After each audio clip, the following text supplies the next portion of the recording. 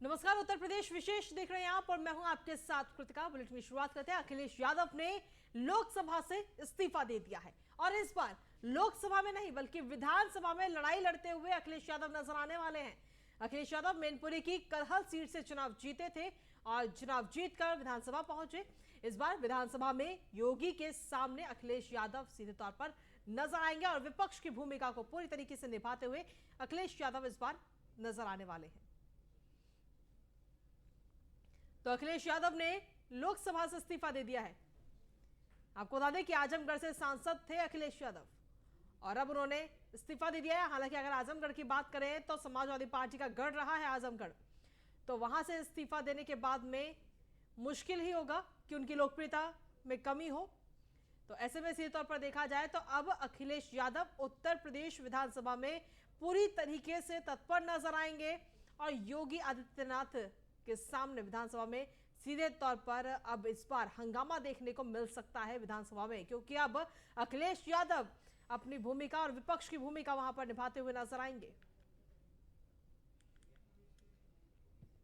वहीं एटा में मथुरा एटा मैनपुरी एमएलसी चुनाव के नामांकन के दौरान सपा प्रत्याशियों ने मारपीट करने और प्रत्याशियों के दूसरे सेट के नामांकन पत्र छीनकर फाड़ने का आरोप लगाया है। साथ ही सपा ने बीजेपी कार्यकर्ताओं पर नामांकन रूम में घुसने नहीं देने और मारपीट करने का यह आरोप लगाया है।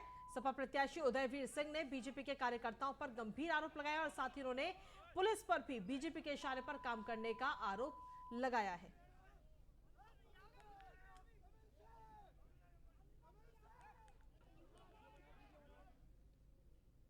उनके द्वारा शपथ पत्र कल जो दिया गया था और ये प्रारूप पे नहीं था और उन्हें आज का टाइम दिया गया था कि आज अपना शपथ पत्र दाखिल करें, तो उनके द्वारा अनुपूरक शपथ पत्र लाया गया लेकिन वो भी पूरा नहीं था, पूर्ण था वो भी, तो उस वजह से उनका जो है पर्चे को निरस्त किया गया। कुल कितने निरस्त किए गए पर्चे? कुल 3 पर्चे निरस्त किए गए।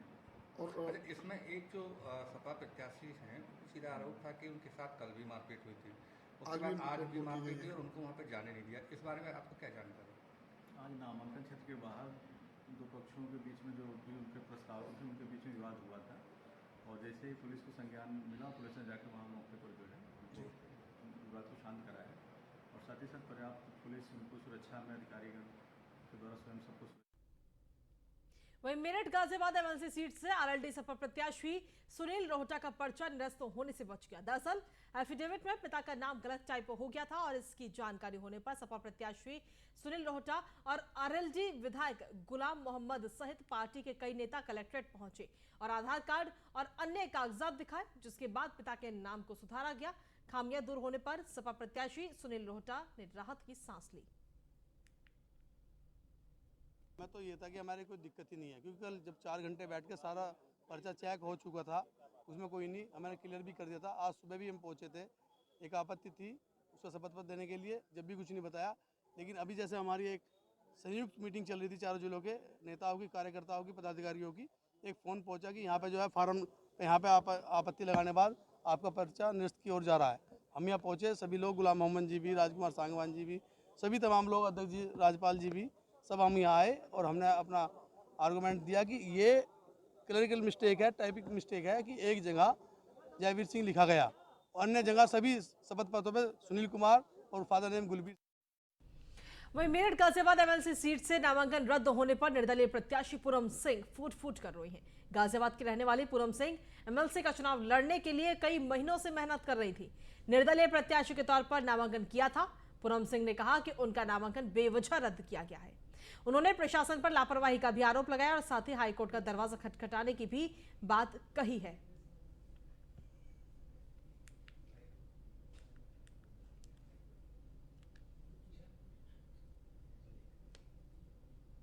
तो हाईकोर्ट का दरवाजा खटखटाने की भी बात पूनम सिंह ने कही है। दरअसल पिछले कई महीनों से वो तैयारी कर रही थी एमएलसी चुनाव के लिए, लेकिन अब जब एमएलसी का चुनाव आया, समय आया, सही समय, तो उनका नामांकन ही रद्द कर दिया गया, जिसको लेकर उनका कहना है कि बेवजह ही उनका पर्चा रद्द किया गया है और इस दौरान वो फूट फूट कर रोती हुई भी नजर आई है। प्रशासन पर भी लापरवाही का आरोप पूनम सिंह ने लगाया है। आपको बता दें कि पूनम सिंह ने निर्दलीय नामांकन किया था, लेकिन उनका नामांकन रद्द कर दिया गया।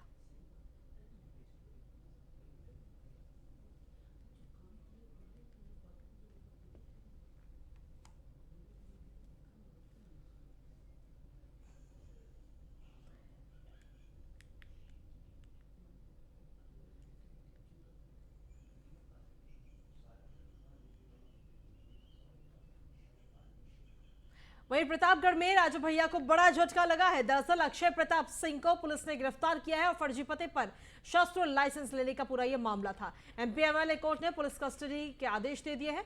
बुधवार को अक्षय प्रताप सिंह को सजा का ऐलान किया जाएगा। राजू भैया के बेहद करीबी बताए जाते हैं अक्षय प्रताप सिंह, और एमपी एमएलए कोर्ट के बाहर भारी पुलिस बल भी तैनात है। एएसपी रोहित मिश्र और सीओ सिटी अभय पांडे भी वहां पर मौके पर मौजूद है।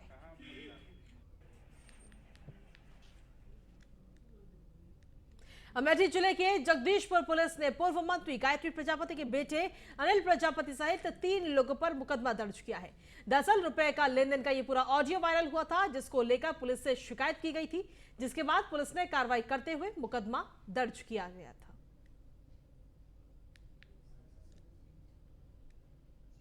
एमएलसी चुनाव के संबंध में एक ऑडियो वायरल हुआ है। उसमें समाजवादी पार्टी के 2 कार्यकर्ताओं द्वारा आपस में बातचीत की जा रही है और उसमें 50 लाख रुपया का रिश्वत ग्राम प्रधान और बीडीसी को देने की बात की जा रही है।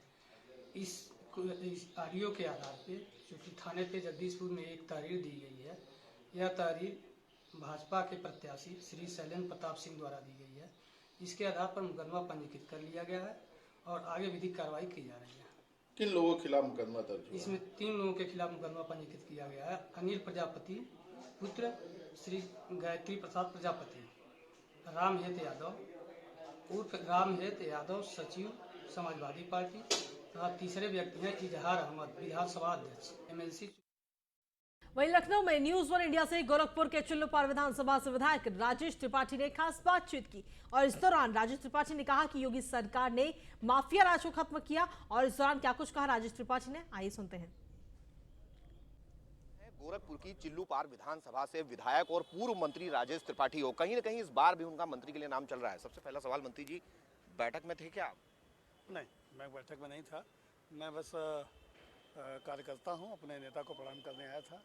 माना जाए अभी तक चूंकि अब चीजें लगभग फाइनल हो चुकी हैं और 1-2 दिन में फोन आने शुरू हो जाएंगे, माना जाए अभी तक इस तरीके का कोई फोन है आपके पास? नहीं, मुझे कुछ नहीं पता। हम भारतीय जनता पार्टी के सिपाही हैं और सेनापति हमारा जहां इस कार्यकर्ता को लगाएगा। अभी मैं विधायक हूं तो हूं और सेवा, जनता की सेवा कर रहा हूँ। 1947 से लेकर आज तक भारतीय जनता पार्टी ने कभी भी ये सीट नहीं जीती थी और सबसे बड़ी बात, एक बड़े माफिया के नाम से ये सीट जानी जाती थी, हरशंकर तिवारी। उस सीट को आपने जीता है तो लगता नहीं भारतीय जनता पार्टी के लिए बड़ा अचीवमेंट? ये आप सही कह रहे हैं, वो माफिया की सीट, लेकिन दुर्भाग्य भी रहा है जो फिलहाल गोरखपुरी की सीट रही हो, जो धरती हो, जो साहित्यकारों की और 1857 की। और चलिए बुलेटिन की शुरुआत करेंगे बड़ी खबर के साथ। आज मुख्यमंत्री पद की शपथ लेंगे पुष्कर सिंह धामी। इस वक्त की सबसे बड़ी खबर, पुष्कर सिंह धामी मुख्यमंत्री पद की शपथ लेंगे। बड़ी खबर, अहम खबर, पुष्कर धामी दोपहर 2:40 पर शपथ लेंगे। पुष्कर सिंह धामी के साथ मंत्रिमंडल के जो तमाम नेता हैं वो भी शपथ लेंगे। देहरादून के परेड ग्राउंड में शपथ ग्रहण समारोह होगा।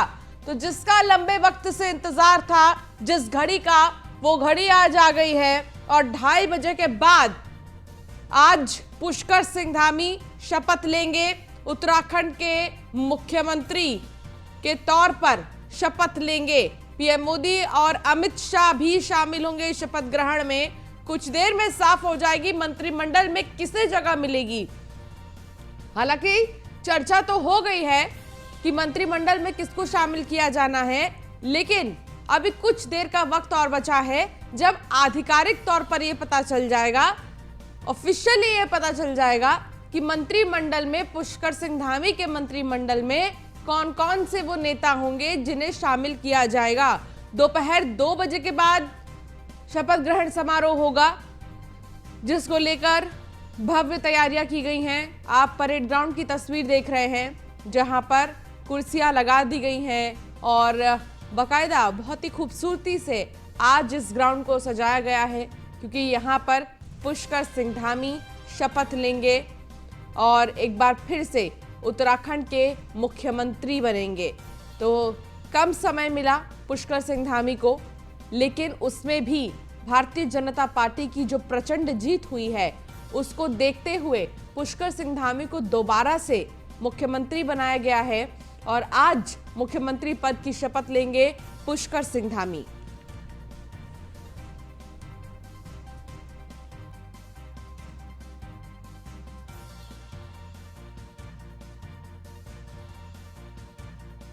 शपथ लेगा। देहरादून के परेड ग्राउंड में शपथ ग्रहण समारोह होगा, जिसमें कई बड़े दिग्गज नेता भी शामिल होंगे। तो बड़े दिग्गज नेता शपथ ग्रहण समारोह में शामिल होंगे। पुष्कर सिंह धामी, बता दें कि लंबे समय से ये सस्पेंस बरकरार था कि आखिर कौन होगा उत्तराखंड का मुख्यमंत्री, और इन तमाम सवालों के बीच अब तस्वीरें स्पष्ट हैं। उत्तराखंड के सीएम पुष्कर सिंह धामी होंगे और वो आज शपथ लेंगे दोपहर 2 बजे के बाद।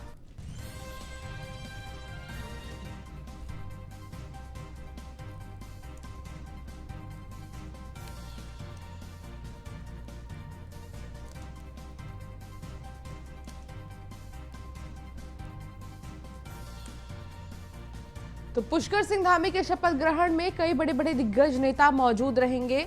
और इसके साथ ही आपको बता दें कि 2 बजे के बाद, क्योंकि बताया जा रहा है कि वो शपथ लेंगे, लंबा वक्त इसलिए भी लगा क्योंकि होलाष्टक था और होलाष्टक की वजह से ही शपथ ग्रहण समारोह को थोड़ा आगे बढ़ाया गया और साथ ही मुख्यमंत्री के नाम पर भी चर्चा चल रही थी। अब नाम क्योंकि फाइनल हो गया है तो 2 बजे के बाद शपथ ग्रहण समारोह होगा।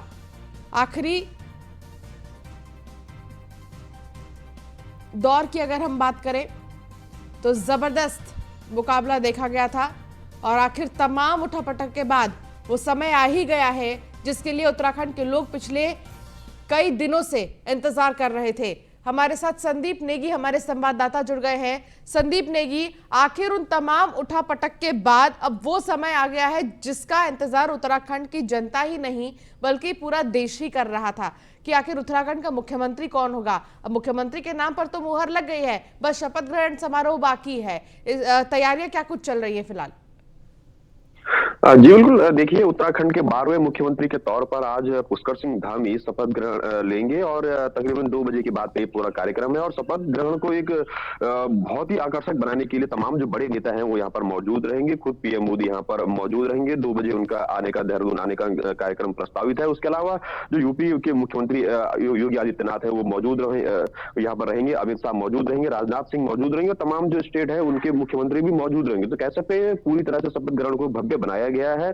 और इसको सीधे तौर पर अगर हम देखें तो 2024 की पराकाष्ठा भी हम इसे सीधे तौर पर कह सकते हैं कि किस प्रकार सभी नेता, केंद्र के नेता हो या स्टेट के नेता हो, सभी एक ही मंच पर एकजुट होंगे। और उत्तराखंड जैसे छोटे प्रदेश में अगर इस तरह से बड़े नेता आते हैं तो कहीं ना कहीं एक दूरगामी संदेश जरूर होगा। हालांकि अगर तैयारियों की बात करें तो तैयारियां पिछले 2 दिनों से लगातार जारी है, क्योंकि परेड ग्राउंड, जो ऐतिहासिक परेड ग्राउंड मैदान है देहरादून के बीचों बीच, यहाँ पर यह शपथ ग्रहण होगी। और उसके लिए जो पुख्ता तैयारियां कर दी गई है चारों ओर। आज पूरा 0 जोन रहेगा परेड ग्राउंड की ओर। इसके अलावा जो एसपीजी का पूरी तरह से वहां पर घेरा है और कई हजार वहां पर जो कुर्सियां लगाई गई हैं और सीधे तौर पर पूरी आम जनता के लिए ये परेड ग्राउंड खुला रहेगा कि यहाँ पर कोई भी आ सकता है। तो महज 2 बजे के बाद जिस तरह से नेताओं का आना, बड़े नेताओं का आना शुरू हो जाएगा और जिस तरह से अभी 2:40 का टाइम बता दिया जा रहा है कि मुख्यमंत्री पुष्कर सिंह धामी वहां पर 12वें मुख्यमंत्री के रूप में उत्तराखंड के लिए शपथ लेंगे, तो इसका इंतजार अब कुछ ही देर बाद खत्म होने वाला है। दूसरी ओर अगर बात करें तो एक लंबी जद्दोजहद जरूर थी मुख्यमंत्री पुष्कर सिंह धामी बनने को लेकर, जो कि 10-11 दिनों का जो समय जो बीता था कि आखिरकार जो नाम को लेकर चर्चाएं लगातार तेज थी। कहा जा रहा था कि जो कई सारे जो नाम थे वो दौड़ में थे, लेकिन आखिरकार जो आला कमान की जो एक बार फिर से पसंद बनी मुख्यमंत्री पुष्कर सिंह धामी, उन्हीं के नाम पर मोहर लगी थी। चुनाव से मात्र 6 महीने पहले उन्हें कमान दी गई थी पूरे प्रदेश की और उन्होंने बेहतर अच्छा कार्य भी किया था। हालांकि वो अपनी सीट जरूर हार गए थे, लेकिन उसके बावजूद भी पार्टी को 47 सीट दिलाने में वो जरूर कामयाब रहे। तो इसी के बदौलत एक बार आलाकमान ने फिर से उन पर भरोसा जताया है। दूसरी ओर अगर मंत्रिमंडल की अगर बात करें तो बताया ये जा रहा है कि जो पुराना मंत्रिमंडल था उसमें से कुछ जो चेहरे हैं वो जरूर गायब हो सकते हैं और कुछ नए चेहरों को मौका जरूर यहाँ पर दिया जा सकता है। तो ऐसे में देखने वाली ये भी बात होगी कि आखिरकार कौन कौन जो मंत्रिमंडल के जो चेहरे हैं वो आज शपथ लेते हैं।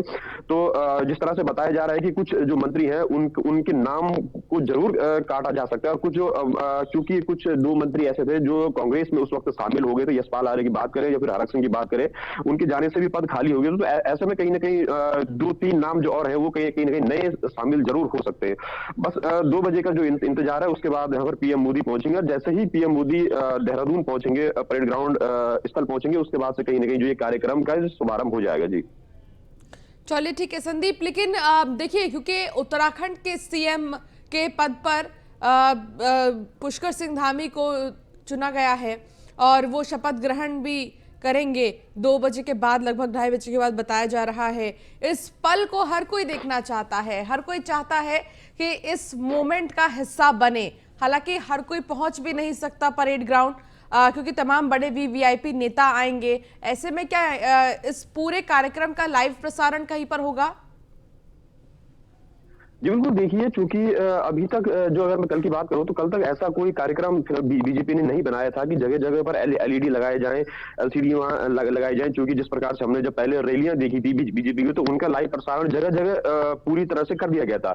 हाल फिलहाल में ऐसा कोई कार्यक्रम अभी तक सामने नहीं आया है, लेकिन जिस तरह से आज की अगर बात सामने आ रही है तो आज जरूर ये बीजेपी जता रही थी कि कहीं जो शहर के जो मुख्य चौराहे हैं उन जगहों पर जरूर एलईडी वहां पर लगाए जाए। इसके अलावा सबसे बड़ी बात ये रही है कि इस जीरो जोन तो जरूर पूरा परेड ग्राउंड है, लेकिन दर्शकों के लिए पूरी तौर से खुला है। जितनी भी अगर भीड़ हो, वो देहरादून से की भीड़ हो या फिर अन्य पहाड़ी जगहों से जो भीड़ हो, वो जरूर यहाँ पर आ सकती है। इसके लिए कोई भी बंदिश नहीं रखी गई है। तो कुल मिलाकर इस बार भव्य बनाने के लिए बीजेपी ने पूरा इंतजाम जरूर किया है। जी बिल्कुल, भव्य बनाने के लिए पूरा इंतजाम किया है। सुरक्षा के क्या इंतजाम रहेंगे संदीप? जी बिल्कुल, देखिए जो परेड ग्राउंड है वो शहर के बीचों बीच है और उसको पूरा जीरो जोन बना दिया गया है। वहां पर गाड़ियां बिल्कुल नहीं आ सकती है। जो भी पार्किंग है वो करीबन शहर से 2 किलोमीटर दूर वहां पर पार्किंग रखी गई है। इसके अलावा वहीं से जो भी गाड़ियां आएंगी तो 2 किलोमीटर पहले ही गाड़ियां खड़ी हो जाएंगी और उसके बाद जो आदमी पैदल ही परेड ग्राउंड तक पहुंचेगा और पूरे मार्ग में एसपीजी का जो घेरा रहेगा पूरे परेड ग्राउंड में। पूरी जो तमाम जो फोर्सेज है, देहरादून की फोर्सेज है, बल्कि अतिरिक्त जो फोर्सेज है वो अन्य जिलों से भी मंगा ली गई है। तो इसके अलावा जो पूरी जो फोर्सेज हैं वो परेड ग्राउंड के मैदान के आसपास रहेंगी और इसके अलावा जो शहर के जो मुख्य मार्ग है उन जगहों पर भी पुलिस का जो घेरा रहेगा।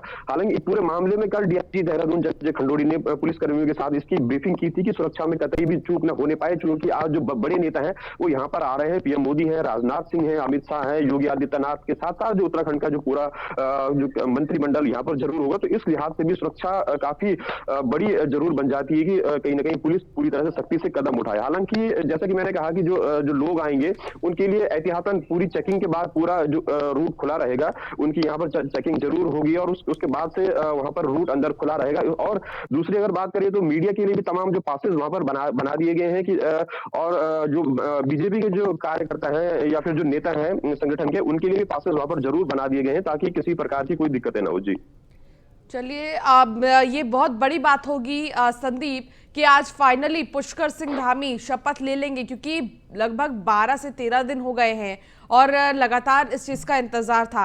हालांकि मंत्रिमंडल का जिक्र हम कर रहे थे थोड़ी देर पहले, तो मंत्रिमंडल के चेहरे कब तक सामने आधिकारिक तौर पर फाइनल होंगे, इसको लेकर कोई जानकारी मिल रही है? क्योंकि चर्चा तो हो गई है कि मंत्रिमंडल में शामिल किसे किया जाना है, लेकिन आधिकारिक तौर पर इसका ऐलान नहीं किया गया। जी बिल्कुल, आधिकारिक तौर पर अगर बात करें तो आज ही इसका ऐलान हो जाएगा और जैसे ही मुख्यमंत्री शपथ लेंगे उसके बाद से जो मंत्रिमंडल के जो चुने हुए चेहरे हैं वो भी आज शपथ लेंगे। हालांकि जो दायित्व है वो बाद में बटेंगे, लेकिन आज कहीं ना कहीं जो शपथ ग्रहण मुख्यमंत्री के साथ आज इन लोगों की भी हो जाएगी। और जिस तरह से मैंने कहा कि इस बार चूंकि जो पिछले सरकार में जो 2 मंत्री थे वो कांग्रेस में आ गए थे, तो 2 कैबिनेट की सीटें वो भी खाली हो गई थी। और उसके बाद जो कुछ ऐसे चेहरे थे जिनका की बताया जा रहा है कि जिनका नाम जो यहाँ पर जरूर कट सकता है, जैसे कि मैं बताऊं तो बाल विकास मंत्री रेखा आर्य थी, उनके नाम पर भी इस बार डाउट लग रहा है। और उनकी जगह जो ऋतु खंडूड़ी है, मेजर भुवनचंद खंडूड़ी की बेटी है, जो कि पूर्व सीएम रहे हैं, कोटद्वार से वो विधायक बनी है, तो उनके नाम पर भी सहमति जरूर बन सकती है महिला सीट होने के नाते। इसके अलावा जो चंदन राम दास है वो आरक्षित कोटे से है, उनके नाम पर भी जरूर सहमति यहाँ पर बन सकती है। और जिस प्रकार से सुबोध उनियाल वगैरह है, तो इनके नाम को कटने की जरूर उम्मीद यहाँ पर जताई जा रही है। तो अभी तक कुल मिला के स्पष्ट हालांकि नहीं हुआ है, बीजेपी की ओर से लिस्ट जारी नहीं की गई है, लेकिन जैसे ही मुख्यमंत्री शपथ लेंगे उसके बाद से ही कहीं ना कहीं जो पूरी जो कैबिनेट है वो भी शपथ लेगी। और इसके अलावा जो अलग से जो राज्य मंत्री बनाने, जिस तरह से राज्य मंत्री बनाए जाते हैं वो बाद में बनाए जाएंगे। जी ठीक है संदीप, बहुत शुक्रिया इस तमाम जानकारी के लिए।